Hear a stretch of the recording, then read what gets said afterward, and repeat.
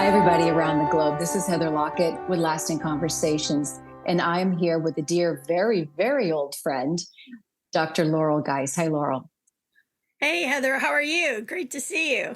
Good to see you. And we're beaming in across the state of Florida today. And, we're going to get into some hurricanes and turbulent times in just a moment. But what we're also speaking of today is our living our soul's dream and living with our past and our present and our future and how it can all blend together in peace and calm within the chaos, especially.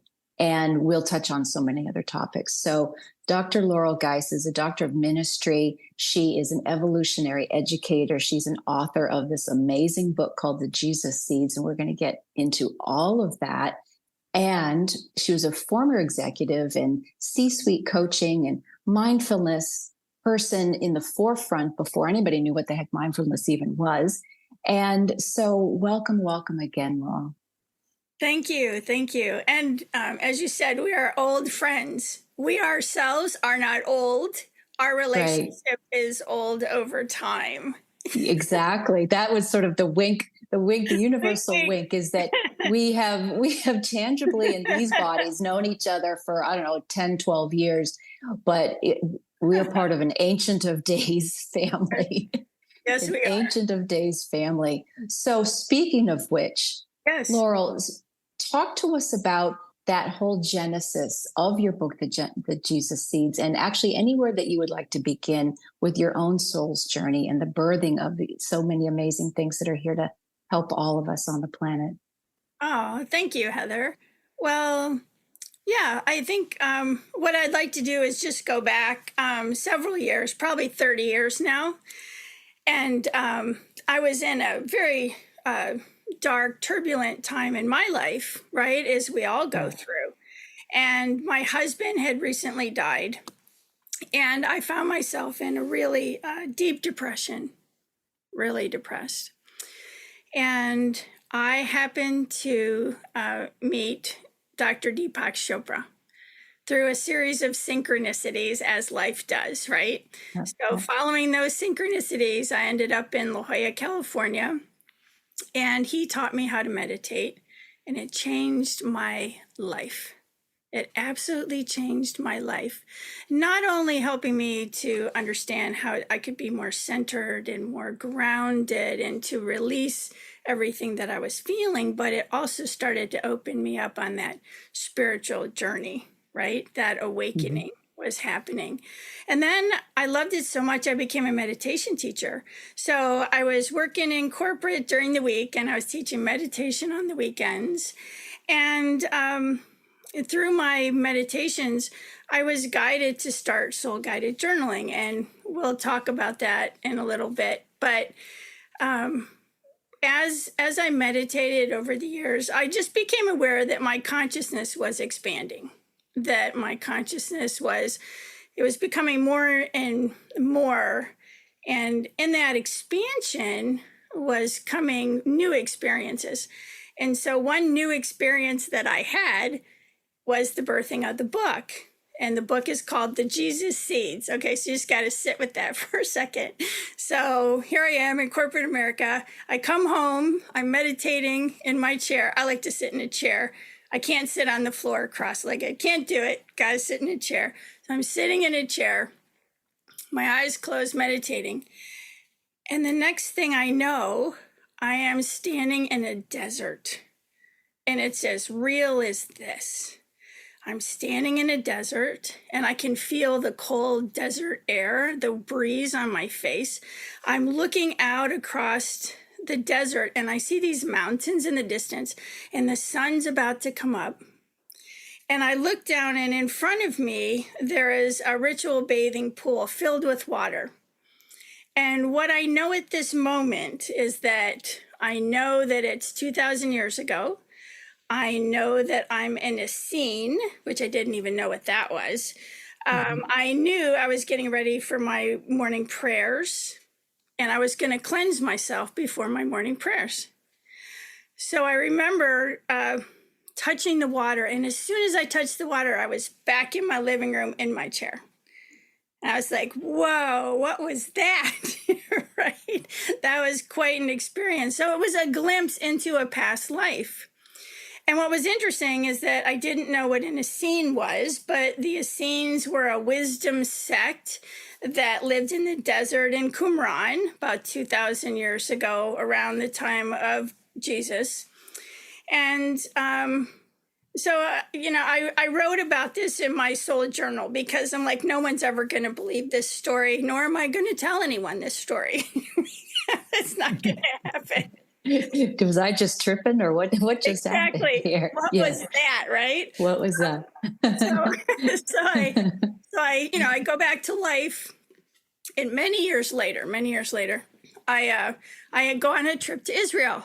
So I'm on this trip in Israel, didn't really think too much about it. And then one morning we had private access to go into Qumran, where the Dead Sea Scrolls were discovered in the 1950s. And I was like, this is amazing. We're going to Qumran. Still didn't make the connection with that experience, though.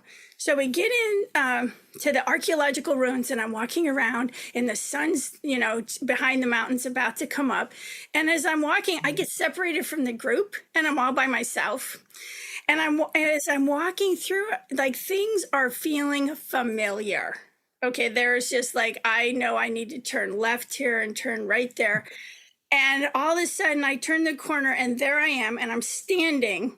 And in the distance, I can see the mountains, and the sun's about to come up.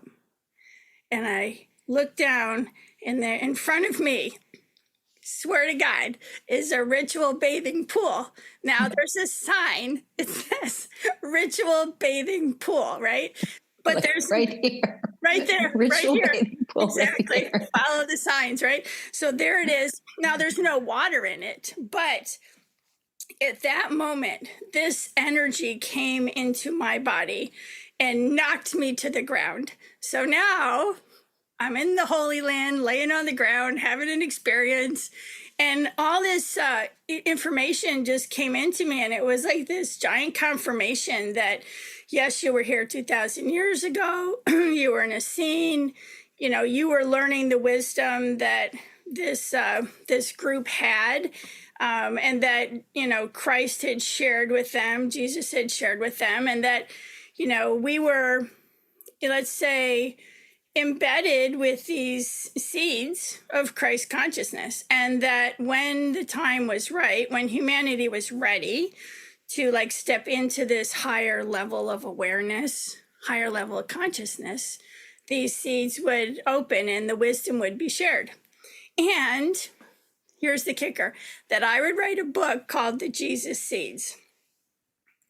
Well, I didn't tell anyone about this. I wrote this in my soul journal, and I was like, not going to happen. I am not going to write a book about my experience in the Holy Land, because I have this corporate job, and I'm like, not going to happen. Well, so many years go by.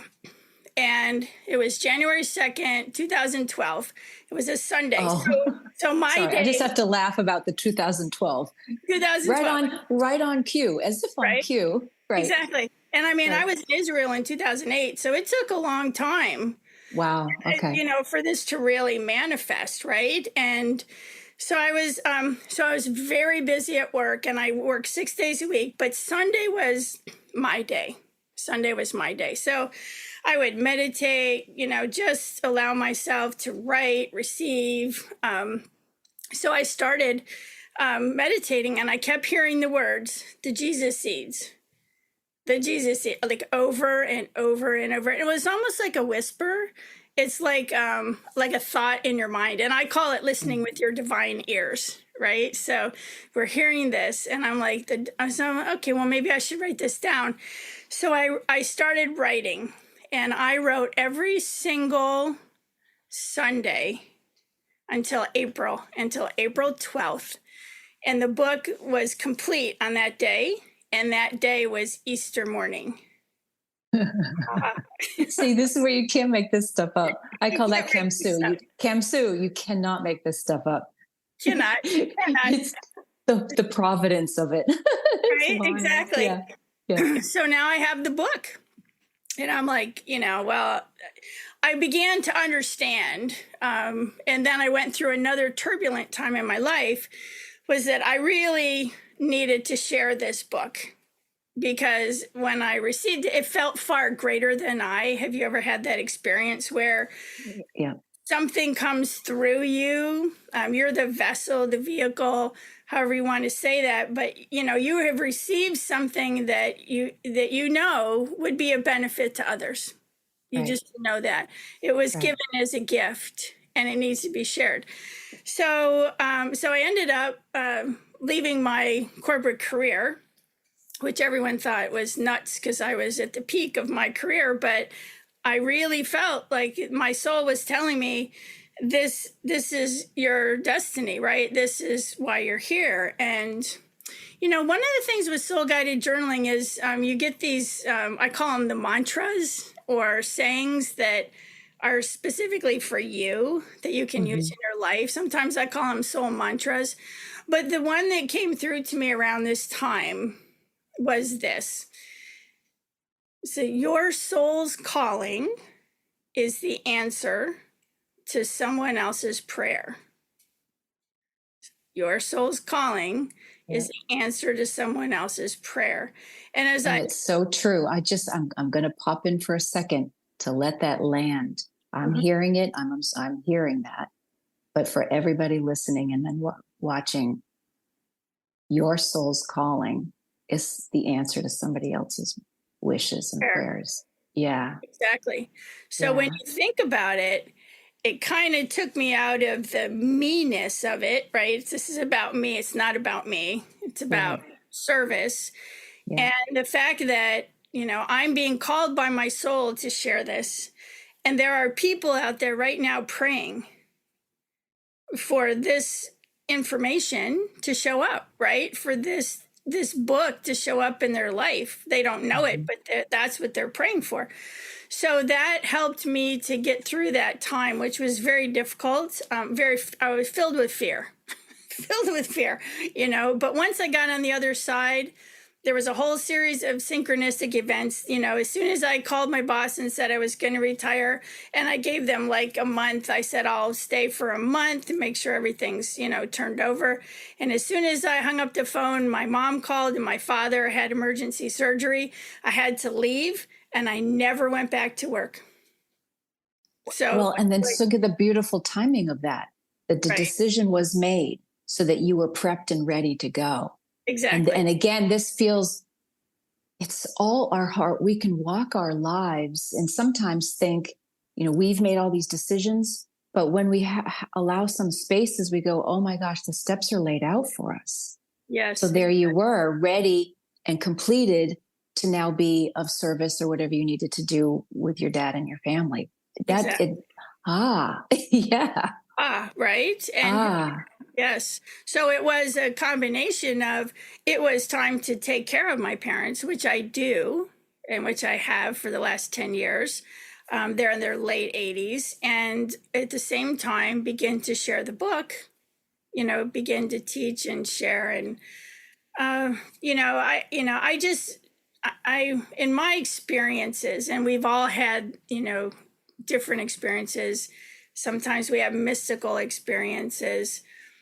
But one thing that I've discovered for me that holds true is that, we are living our soul's dream. And I believe that, you're a soul and I'm a soul, and that we have this divinely architected life, and that this beautiful life was completely planned out for us before we even were incarnated, you know and and this actually comes from an experience I had with so I was studying with Dr. Brian Weiss. He's very well known for past life regressions and also future life progressions. And so I was studying with him, and one of the experiences that I had was this. It was at nighttime and I was sleeping, but I was aware that I was sleeping, and I kind of woke up and I found myself like out in the universe. So imagine you're out with all the stars and it's so beautiful. And in front of me, there was this grid. It was like a grid lit up. And at each of the cross points, the little choice points, I call them, there were like little colors. So it'd be like blue and red and yellow and turquoise and colors we didn't even know. And so I'm looking at this beautiful grid. And on the other side of it, there's another soul. And we are literally having a conversation about, like, when we incarnate again together, this is how that's going to go. And we laid the whole thing out. And then I came back and I woke up and I was like, that's quite amazing. That was like an in-between life experience, right? And that changed my whole worldview, because I was like, that, the soul has planned this out and here we are living it. And I feel like it's a combination of predetermination and free will. So it's beautiful. It's like both, right? Like the path is laid out, and for us, the free will is: do we choose to move through this with grace and ease, or struggle and strife? So that takes us into that whole idea of trust, right, and surrender. I love it. And one of the questions that I had, that, excuse me for starting to blurt a second, is the beauty of that is, did you get an indication of whether that was, in those ethers, was that an aspect of yourself that you were speaking with? You're talking about an in-between life, but were you speaking to an aspect of yourself, a star particle being of yourself, or did it feel like maybe other or angelic or something? Did it feel like that was a part of you telling you your own information? That's an interesting question. So let me tell you a little bit more about what happened, since you ask. And I'm saying this because it's part of, I think part of our broader service, and I'm recalling some of my further guests, that is to be able to step into more of these woo experiences. So many of us have been so closeted, or we think we're crazy, or whatever it is. So if you're having these types of experiences, know that you're not crazy necessarily, but that it can help us understand ourselves. So I always have appreciated, and of course with really great mentors along the way to handhold and say, maybe that's a bit of a psychological thing, but even that's an aspect of me in that holographic dimensional thing. So, and you mentioned Dr. Brian Weiss, past, present, future. So exactly. We get messages from the Elohim or from quote unquote others, which is us too. But as you were describing that moment, I was really thinking, well, was that just a part of Laurel speaking on behalf of her, giving her her own information? I've had those experiences. Yeah, this particular one, and I hear what you're saying, and I have had many past life experiences, and I've had future life experiences. So I've gone kind of both way in that continuum. This was a in between, and I've had other in between experiences, but this is, it's kind of like, you have those moments in life where something lands and your life's never going to be the same. Yep. Right. Yes. And this was one of them, because during the conversation it felt like the soul and it felt like a soul. I was traveling with this soul through time. Right. We're traveling through time with a soul group. Right. And there are souls, like when you meet someone and you feel like you've known them forever. You probably have.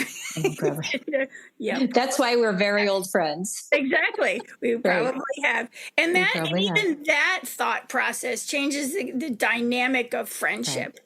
To me, if I meet someone and I have that knowingness that I have traveled through time with them, the relationship, it's so precious. Yeah. It's so precious, especially if both individuals can remember something, which has happened to me rarely, but it has happened. And you're like, wow, we truly are immortal and eternal and traveling and having these experiences. And in this one experience, why I felt it was another soul, but a soul I travel through time with, was because this soul said that in this lifetime, and not this lifetime, but in the lifetime we were planning, right? We were charting out this between us. This other soul said to me, I need you to do this to me in this lifetime. And I said, I will not do that, because what was the request I felt was I would never do that to someone. And I said, no, I won't do that because I love you. Because I love you. Right. And the other soul came back to me and said, well, you will do it because you love me.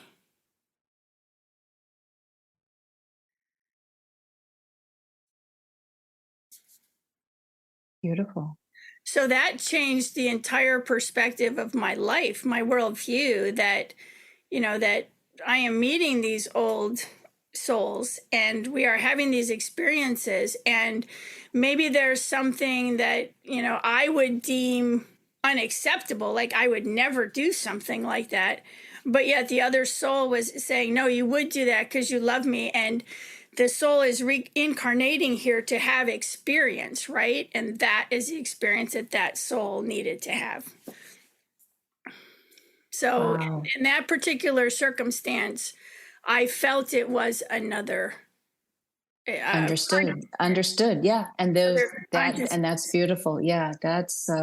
And that's very vital. And I appreciate when you're saying that monumental, groundbreaking shift of your own perspective. I hadn't considered that. Oh, I hadn't considered that this is part of the journey. This is part of what's quote unquote meant to be. Let me just shift my entire brain stem here. Exactly. Right? Exactly. Oh, because then that can feel so free. And I can't think of it, for instance, offhand, but I've had plenty of those moments that literally go, oh, okay. It's get out of my own brainstem of what I think is meant to be and move forward. Hi, everybody. Our conversation with Laurel will continue in the next episode. For right now, you can find out more on her website at laurelgeise.com. That's Laurel Geise, GEISE.com. And we will see you next time.